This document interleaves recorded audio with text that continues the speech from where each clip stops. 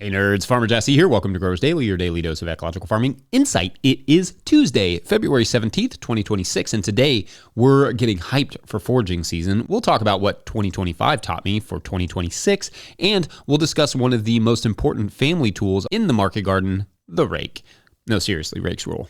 You'll find out. So let's do it.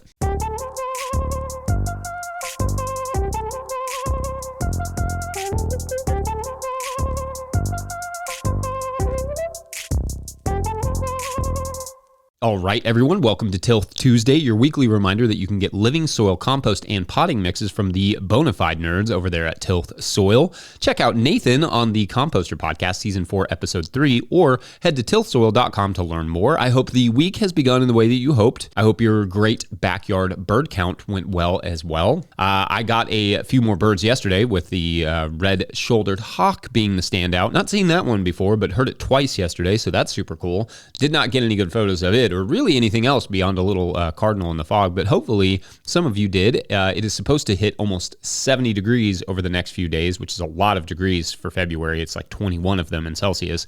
The tomatoes and peppers are popping well, probably enjoying a little bit of this quote-unquote heat wave. I'm feeling good about the forthcoming grafting process, which could be, underway in as little as a week, give or take. Spring is slowly inching its way forward, and as always, feel free to send in your 20-second farm video clips to farmermike@no-tillgrowers.com so we can see how things are coming along for you on your all's farms and or garden spaces. I love that. It's one of my favorite things in the world. All right, so I usually reserve Tuesdays to talk about what rabbit hole I was going down this weekend, but I actually didn't have any interesting rabbit holes this weekend. Well, actually I did, but I had a bunch of small ones, but none of them particularly worth their own segments yet. But anyway, one thing I was thinking about this weekend as the family played a board game with the kids was foraging. Now, what do these things have to do with one another, board games and foraging? Well, the board game we were playing is actually called Ravine. I actually quite like it. It's great to play with the kids around 10 years old. Our 7-year-old can hang, but just requires a little bit of assistance, but mostly it's fine. And it's good for strategizing and for a good laugh. Basically, the premise of this board game is that your plane has crash landed in somewhere in the mountains or the woods or something, and you have to survive several nights until you are rescued. If you lose a certain amount of health in that time, you go mad, and the kids love it, because in this game, madness is a hoot. Anyway, the details are not relevant, really, except that the part of the survival thing is that you have to forage. And the thing that I always find myself complaining about with this game and with the characters in this game is that they are the worst foragers. The characters will go out for like an entire day and get one wild onion and one stone. And somehow this process takes 2 points of health. It makes me absolutely bonkers. But also, there is a part of me that feels like this is not too far off from the average person. How much food and useful material can the average person really identify in the woods? Well, I don't know the answer to that, but I do know that prime foraging season is coming up, the spring rules for foraging, and it's a good time to start going out and learning some plants, what they can be used for and how. Of course, one obligatory note here, you need some good guides on the subject and absolutely never eat anything that you are not 100% or even 1000% sure is safe, especially when it comes to things like mushrooms. Most plants are relatively benign, save for the few that you can easily learn to identify. Mushrooms are a little bit trickier, but it's not terribly hard to learn the seasons of the edible mushrooms and plants and how to properly identify them and utilize them. Now, there are apps and things you can use, but I also really like getting a book or two from your region as a great place to start learning about foraging. In fact, shouts to John Collier or John Carlier, who sent me these cool Foraging Your Roots books. So shouts to you, John. But something like that's great for, foraging is a super fun activity to do with your kids. And in fact, we still have one child who the only vegetables they'll really eat are things like wood sorrel that they forage themselves, which fine by me, I guess. It's super cool. Anyway, I love foraging. I love the flavors and the activity of it. I like learning new plants and the many ways that basically every plant in the forest can be used. Every plant, even the quote-unquote poisonous ones, have utility from medicine to fiber and so on. And I also like just knowing if I were ever stranded in the woods, I would be able to at least gather some amount of sustenance and shelter, at least more than one wild onion in a rock. I remember reading stories of people who survived the Great Depression and the Dust Bowl by knowing how to forage, restaurants who survived lean times by being able to forage some of the ingredients and save money there. It's a great skill to develop. Walking in the woods is refreshing, and why not explore the natural world a little bit while we still have it? Hopefully it will stay longer, but You never know. It's easy to forget or underappreciate just how much magic there is still left in nature, food and medicine and clothing and shelter everywhere. So don't be these characters on Ravine. Learn you some dang plants. Right now, in the winter, chickweed is an easy one to find and identify, as is purple dead nettle. They're probably just about the only things actually growing, so that will help you to locate them. And they both have several uses. Find a good guidebook or app and start digging in, or just, sometimes you don't have to dig. You just pluck it out of the ground. Anyway, I'm sure we've got some good forager fans out there and would love to hear your all's thoughts on this and the resources you all use. Has anyone done foraging as a business or part of their business? I would love to hear from you all. We, in fact, used to forage for chefs for years when we had access to like 100 acres of really nice old woods.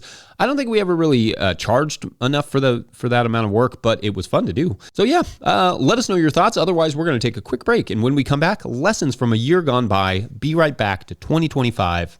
Ooh, that was fun. That's the name of my single. Sorta. Be right back. Still can't get in the garden. I think we've had 3 days over freezing in the last 4 weeks. But it's supposed to hit 40 this weekend, so hopefully we'll get in there soon. Today's episode is brought to you by Tend. Farming is hard, running it shouldn't be. Meet Tend, the purpose-built platform built by farmers for farmers. Plan your season, map your farm, and track every task from seed to sale. No more spreadsheets, no more guesswork, just smart, seamless workflows. Tend adapts to your farm, 1 acre or 100. Real-time inventory, sales, labor, tracking, traceability, and analytics all in one place. You grow food, flowers, fruit, and more. Tend helps you to grow smarter. Start free today at tend.com. That's TEND.com. All right, back to the show. If you, the listener or viewer, are enjoying this podcast, getting even a small amount of value from it, consider supporting our work over at patreon.com/no-till-growers. I will try to get to questions from everywhere that questions come in, but I will always get to your Patreon questions. Now, today's Patreon question comes to us from Patreon member Patrick Daubert, who writes, quote, "Happy New Year. Did you learn or experience something this year that was moving enough to make you want to add that practice or change what you currently practice? Side note, one of my favorite Liverpool kits is Milner's.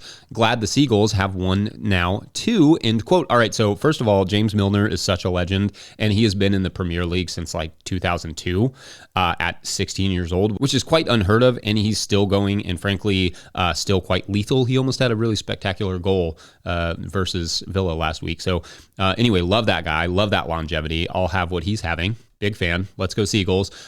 Anyway, did I learn or experience something this year that was moving enough to make me want to add that practice or change what I currently practice? Well, good question. When I reflect on that, what comes to mind is that I am going back towards mowing my living pathways lower than I have for a couple years. I liked the idea of letting them get kind of tall and then mowing them really tall and just kind of leaving this big bushy living pathway there. It just had really high soil health benefits, but the risk of weed contamination just became too much.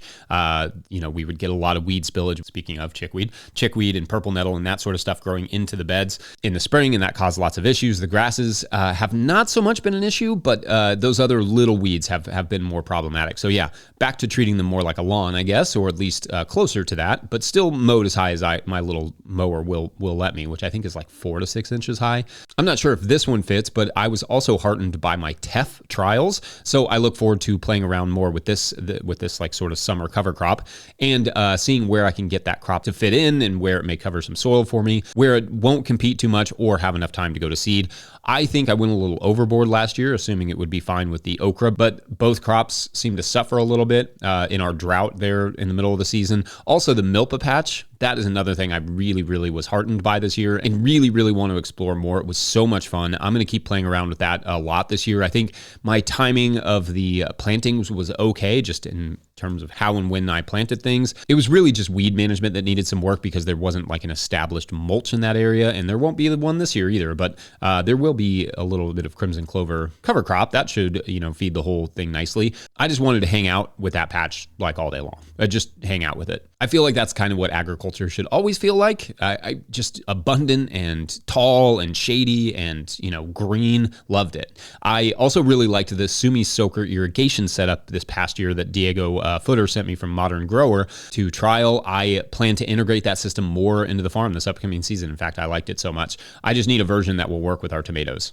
like I need something that's not going to spray the leaves. I'm just considering flipping the whole thing upside down, and then just letting it saturate the soil that way, and then probably regretting that later when it clogs and complaining about it.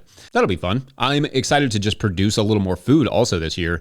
We pulled back quite a bit last year, but it turns out probably more than necessary so that we could rebalance a little bit with this show and with the farm and all the things. So still going with a smaller growing area than years past, down to about 1/3 of an acre of actual vegetable production. But we think we could push a little bit more out of that than we did last year. So that should be fun. I'm obviously still grafting, still going to try grafting cucumbers as well, which I'm considering, starting actually today. In fact, I really want to stick with the 20-ish minute yoga every day all year, but we'll see if I'll be able to pull that off when soccer coaching season starts here in a couple weeks and the spring starts to pop off. But that certainly falls into the experiencing something that I want to add category, as my back has not felt this good since I was a kid and didn't maybe have a back. You have backs when you're kids? I don't know. Hasn't felt that good in a long time. We just got burlap, and I'm excited to start playing around with that more and increasingly moving away from plastics. That's a big one I'm motivated to work harder on this year and just maybe be more like James Milner in general. That too. All right, fun topic there. I love that. What experiences did you all have last year that are altering your plans for 2026? Let us know. Otherwise, we're going to take a quick break. Then bed rake, which is almost an anagram of the word break. Coincidence? It's doubtful. Be right back. Also almost an anagram. Anyway, yep. Today's episode is brought to you by Certified Naturally Grown. Certified Naturally Grown is the grassroots certification built by farmers for farmers. C&G gives local growers like you recognition for the commitment of producing food without synthetic chemicals by assuring customers that your practices are verified. C&G's peer review inspection model keeps the cost of certification low while creating opportunities for knowledge sharing amongst a strong, supportive network of like-minded farmers. Apply today to be certified before the season ramps up. Applications processed within 7 days. Learn more at naturallygrown.org. All right, back to the show. All right, so my focus on Tuesdays has been garden tools, and today I thought I would talk a bit about rakes, specifically bed rakes. Can a person genuinely make a whole segment of just talking about rakes? Well, we are about to find out. In fact, I have all the faith in the world in this segment because rakes are a wildly important farm tool in the market garden, and there is at least a decent amount to say about them because the options and utility of the rakes is quite large. Now, there are a few different types of rakes out there, and we own 2 of them with a third rake in the want all caps category, but this one's a little pricey. First, when people ask me what tools I would say to start a farm or garden with, I always say that the most important tools to me in terms of, say, like soil management are a rake, a shovel, a wheelbarrow, and a stirrup hoe. If that's all I had, I could probably get pretty far and grow a decent garden, but the rake is a big part of that whole mix. Bed preparation, especially when it comes to directly seeding crops, really benefits from raking the bed clean of debris. Spreading compost is much easier with a good bed rake as well. There are even rakes that do some weeding for you. So let's go through each of these rakes and what to look for. First, I think everyone needs a good bed rake. It doesn't have to be the big 30-inch bed rake necessarily. A hard, lawn leaf rake will do the trick, but something that will pull and push heavy materials like compost or wood chips, I find is important to have around. We use this leaf rake from Earth Tools, actually, right not far from here in Kentucky, but the Johnny's one is fine too. Either of those or any of those sort of large bed rakes will do the trick nicely. Or like I said, on a smaller scale, a hard leaf rake is a good option as well. It's just not quite as adjustable, ergo not quite as ergonomic. Kind of fits. Now, the 30-inch, 75-centimeter rakes are nice too because they can help you mark rows by, just by like sticking some tubing on the ends of each of the tines at the distances that you want and then dragging them through the soil. But again, just about any rake can be adapted to do that. Now, the second kind of rake we use a ton is a tine rake. It's not exactly a leaf rake, but it's similar where instead of like a hard head with fixed tines, it's got loose, thin tines that grab onto stuff without really doing much disturbance. A leaf rake could do this job as well, but it's the light, thin tines that really add to the versatility of this tool, which I got many years ago from Johnny's as a tine rake weeder, I think, but it did not really work for that for like weeding the soil, but worked really well for flipping beds. I use that tine rake way more than the bed prep rake because it just has so many more uses. It's so much more versatile. So typically what that looks like is I will remove the previous crop, leaving any roots in the soil. I will maybe take like the stirrup hoe and remove any weeds that are there. Then I will rake that debris with the tine rake, add amendments, broad fork if need be, and then lightly rake that again with the same tine rake, just kind of breaking up those clods a little bit, trying to get some of those amendments deep into the broad fork crevices, and then I'll plant. The harder bed rake I will use only if I'm not dealing with those plant roots from the previous crop, because it becomes a pain in that situation because it just starts pulling on them. So mostly spreading the compost and working with new beds is where I use that harder like bed rake. Neither of those rakes though, of course, cultivate the bed like a real tine rake weeder does. So yes, there is a type of rake known as a tine rake weeder or just tine weeder that you can literally run over crops with, and it will lightly cultivate the weeds out around them on the surface as long as they are pretty small. I have in fact seen one of those in action at Ferme Quatre-Temps in Quebec many years ago.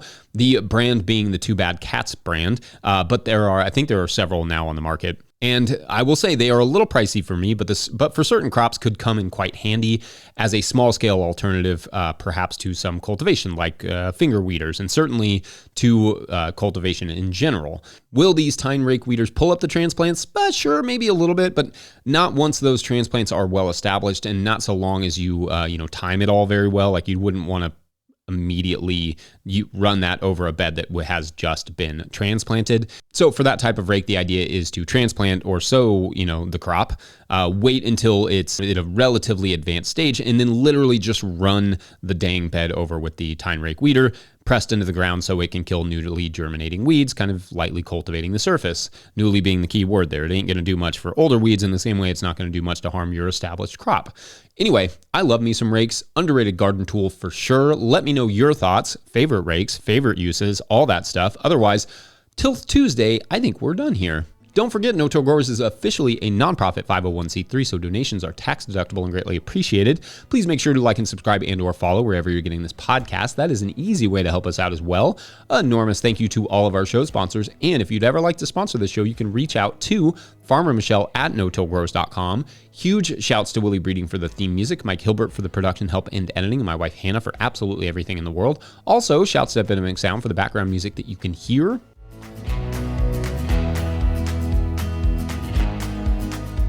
Pick up a hat or a copy of my book, The Living Soil Handbook, at notillgrowers.com to support our work. Big thank you to everyone over at patreon.com/notillgrowers, where at a certain level, or if you just bump up from one level to another, or you sign up in the month of February, you get a shout out on the show. So big shout outs today to Ryan King and Kelly O'Dale, our earthworms from last month. Shouts to you all. All right, so as you will remember from our story yesterday, our guitarist, James, has just been asked by a mysterious group of dudes, a band presumably, if he wants to join their band. And honestly, James doesn't have a ton else going on. No one is getting in-person guitar signups really anymore, so why not?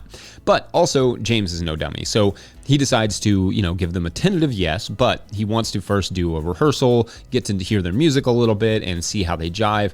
Touring is hard. You can't just, jump right in with a bunch of strangers. And when he asks the guys for a, link to their music so he can get to know it, they laugh and they say, you already know it, or you will already know it. So you're a cover band, he asks them. Ha, they laugh again. See you tomorrow. And that we'll talk about tomorrow on Rock and Roll Out. Roll Out? No, that's already a song. Well, I don't know. I don't know what happens. We'll see. Thanks for watching and or listening.